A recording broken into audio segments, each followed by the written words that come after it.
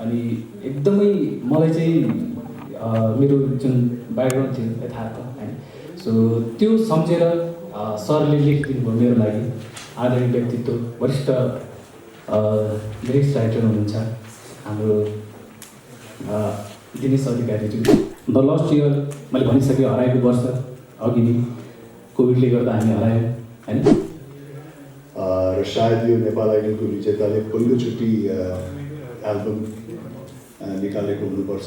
मैले चाहिँ पहिलादेखि नै म्युजिक भिडियो र मुभी इन्डस्ट्रीबाट चाहिँ अलिक टाढा नै बस्छु सोचेको थिएँ। उहाँहरूले मलाई यसरी इन्सपायर र इन्फ्लुएन्स गर्नुभयो कि यो गीत त म गर्नै पर्छ, यो गीत मेरो लागि नै बना जस्तो भयो होइन।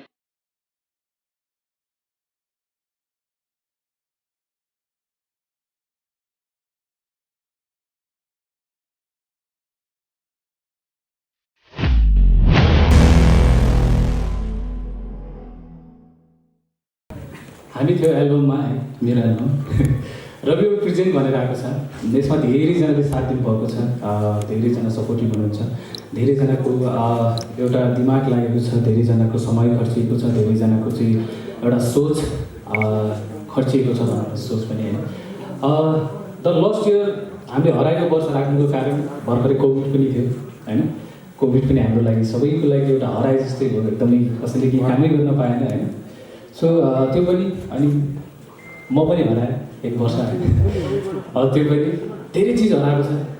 तपाईँले यो एल्बममा म्याक्सिमम् 10वटा गीतमा चाहिँ फर्स्ट सङ हाम्रो टुटिसक्यो, एउटा ट्रेजेडी लभ सङ हो भने अब अपकमिङ सङ हो उड्दै उड्दै उड्दै उड्दै बादल पारी, कल्याण दाईको कम्पोज, हर्क दाई यहाँ हुनुहुन्छ, उहाँको लिरिक्स हो।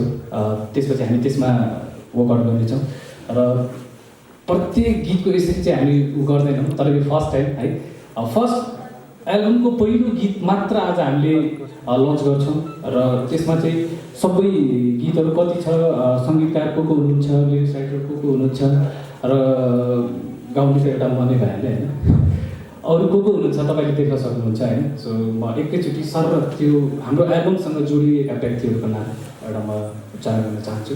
र पहिलो कम्पोज छ हाम्रो हरिलम सरको, जो कि आमा। अनि एकदमै मलाई चाहिँ मेरो जुन ब्याकग्राउन्ड थियो यथार्थ होइन, सो त्यो सम्झेर सरले लेखिदिनु भयो मेरो लागि। आदरणीय व्यक्तित्व वरिष्ठ लिरिक्स राइटर हुनुहुन्छ हाम्रो दिनेश अधिकारीज्यू। उहाँले चाहिँ रविज्यूको आमाको सम्झनामा चाहिँ त्यो गीत लेखिदिएको हो र उहाँलाई धेरै धेरै धन्यवाद दिन चाहन्छु। र दाइ पनि आइसक्नु भएको छ।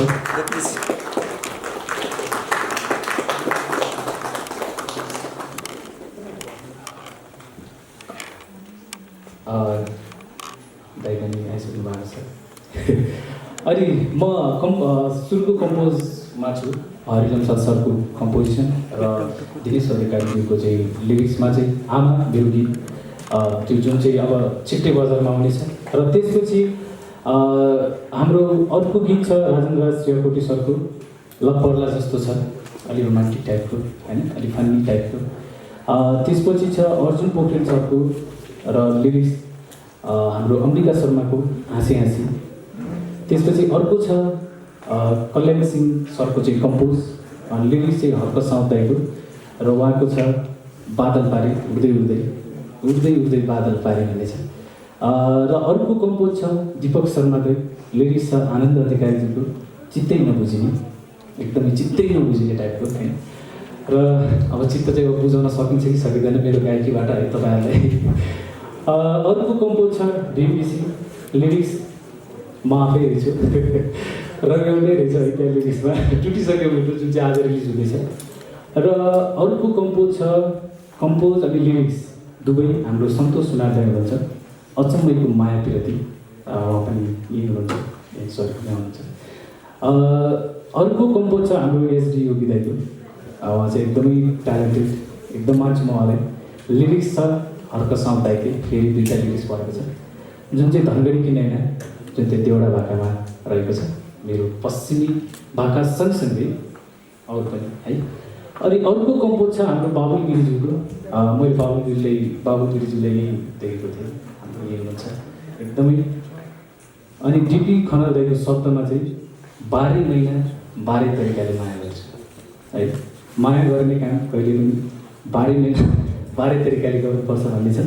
र अर्को कम्पोजर फेरि भिमबिसी दाइको सिङ्गर चाहिँ हाम्रो उदित नारायण हुनुहुन्छ र म पनि छु, जुन चाहिँ देउडा रहनेछ, जुन चाहिँ देउडा एकदम देउडाको चाहिँ टिपिकललाई चाहिँ हामीले उठाएर त्यसमा वर्कआउट गर्दैछौँ। र यति 10वटा ट्र्याक छ हाम्रो द लास्ट इयरमा। द लास्ट इयर मैले भनिसकेँ, हराएको वर्ष अघि नै कोभिडले गर्दा हामी हरायौँ होइन, 1 साल हाम्रो पुरै हरायो। सो मेरो पनि धेरै चिज हराएको छ। तपाईँले टुटिसकेको हेऱ्यो भने थाहा पाउनुहुन्छ रविको चाहिँ यस्तो चिज पनि हराएको रहेछ भनेर होइन। सो धेरै नबोलिकन कार्यक्रम मैले छोड्यो है। यति नै भन्न चाहन्छु र अझै सबैजनालाई धेरै धेरै धन्यवाद दिन चाहन्छु। मैले केही गल्ती केही राम्रो केही नराम्रो पछि बोल्यो भने एक्सट्रिमली एकदमै सरी है। एकदमै अग्रज हुनुहुन्छ, स्रष्टा हुनुहुन्छ सबै। म चाहिँ एउटा गाउँको भर्खरै आएको केटा हो होइन। सो आफ्नै भाइ, आफ्नो साथी, आफ्नो छोरा, आफ्नो नाति सम्झेर भए पनि माफ गरिदिनु होला। र केही छुट्यायो भने केही भयो भने एकदमै सरी सबैजनालाई। Thank you so much. Thank you. त्यसैले पनि म रवि ओर्जीसँग जोडिएको छु यो एल्बम द लास्ट इयर मार्फत।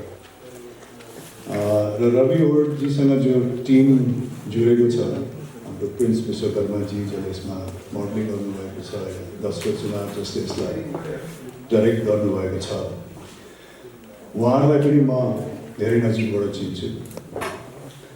त्यो नाताले त्यो साइनाले पनि म उहाँहरूको आजको यो सेलिब्रेसनमा यो खुसीको पलमा चाहिँ उपस्थित हुने जमर्को गरेको हो। र साथै यङ टिम हुनुहुन्छ। दशरथजीलाई त अझ मैले पहिलादेखि नै चिनेको, रवि ओर्जीभन्दा पनि पहिलादेखि चिनेको। त्यसमा नै उहाँको अझ विभिन्न कार्यहरू, विभिन्न सामाजिक कार्यहरूबाट चाहिँ म परिचित पनि छु। र यङ टिम हुनुहुन्छ, एनर्जेटिक टिम हुनुहुन्छ र उहाँहरूमा चाहिँ नि आफ्नो क्षेत्रमा आफ्नो विधामा केही गरौँ, केही हासिल गरौँ भन्ने चाहिँ नि अभिलाषा छ। र अभिलाषा मात्रै होइन, त्यसप्रति चाहिँ नि आफू कसरी समर्पित हुनुपर्छ, कसरी खटिनुपर्छ, कस्तो किसिमको लगनशीलता चाहिन्छ, त्यो सबै चाहिँ उहाँहरूमा पर्याप्त छ। र त्यो सबैको भरपुर ऊर्जाका साथ चाहिँ उहाँहरू अगाडि बढ्नुभएको छ। रवि ओर्जी यहाँलाई थाहा नै छ कि उहाँ नेपाल आइडलको विजेता हुनुहुन्छ र सायद यो नेपाल आइडलको विजेताले पहिलोचोटि एल्बम निकालेको हुनुपर्छ। त्यसले पनि जनाउँछ कि उहाँ आफ्नो साङ्गीतिक क्षेत्रमा, आफ्नो गायन क्षेत्रमा कति समर्पित हुनुहुन्छ र कति दिगो भएर लामो समयसम्म चाहिँ यसमा अगाडि बढ्न चाहनुहुन्छ भन्ने। त्यसैले म एन्टायर टिमलाई हार्दिक मङ्गलमय शुभकामना दिन चाहन्छु। यहाँले साथै नै एक उद्देश्य राख्नुभएको छ र 10वटा भिन्दै गीतहरू मैले यहाँ देखिरहेको छु। त्यसमा धेरै व्यक्तिहरू, धेरै सर्जकहरू जुट्नु भएको छ, धेरै लिरिसिस्टहरू जुट्नु भएको छ। सबभन्दा पहिला त मैले एकदमै सिनियर लिरिसिस्ट दिनेश अधिकारीजीको नाम पनि देखिरहेको छु। अत्यन्तै नै खुसी लाग्यो। उहाँका केही सृजनाहरूमा मैले पनि अभिनय गर्ने मौका पाएको थिएँ।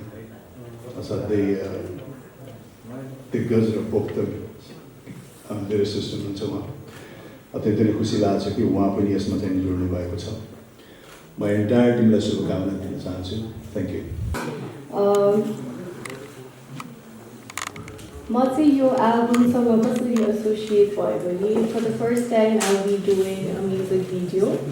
र मैले चाहिँ पहिलादेखि नै म्युजिक भिडियो र मुभी इन्डस्ट्रीबाट चाहिँ अलिक टाढा नै बस्छु सोचेको थिएँ। तर जब मैले हाम्रो रविजीलाई चिन्ने मौका पाएँ, दर्शकजीको टिमलाई, उहाँहरूले मलाई यसरी इन्सपायर र इन्फ्लुएन्स गर्नुभयो कि यो गीत त म गर्नै पर्छ, यो गीत मेरो नै बना जस्तो भयो होइन।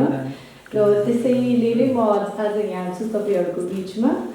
यो गीत चाहिँ अब एउटा ट्राभल सङ हो, मैले रिभिल गरिदिइहाल्छु यहीँ बसेर। जहाँ चाहिँ हाम्रो नेपालको हाम्रो डिफ्रेन्ट एथनिक कम्युनिटी, हाम्रो भेरियस ठाउँ चाहिँ पहाड, तराई, अप्पर हिल्स सबै कम्युनिटीमा देखाउँछौँ हामी। र एउटा ट्राभल सङ हुनका कारणले गरेर मैले पनि एउटा अपर्च्युनिटी पाउँछु धेरै ठाउँमा घुम्नुको लागि। So I am very excited And more than that, I'm excited to work with Dashat Ji's team and to be featured in Ravi Ji's new song. So congratulations and best wishes to the team. Thank you.